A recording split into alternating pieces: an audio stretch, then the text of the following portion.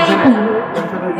আমি আমার নিজের জন্য রাজনীতি করি না, আমি রাজনীতি করি দেশের জন্য, দেশের মানুষের জন্য। আমার ব্যক্তিগত কোনো চাওয়া নেই, আমার একটাই চাওয়া এদেশের মানুষ সুস্থ থাক, শান্তিতে থাক, পেট ভরে ভাত থাক। আমি বাংলাদেশের মানুষের করোনা ভাইরাসের টিকার ব্যবস্থা করে দিয়েছি, আমি ঘরে ঘরে বিদ্যুৎ পৌঁছে দিয়েছি, আমি স্বপ্নের পদ্মা সেতু করে দিয়েছি।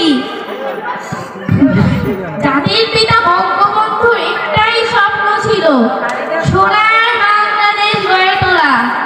তাই আমি আপনাদের সহযোগিতা চাই। আপনাদের সহযোগিতা পেলে বাংলাদেশ হবে ক্ষুধা মুক্ত, দারিদ্র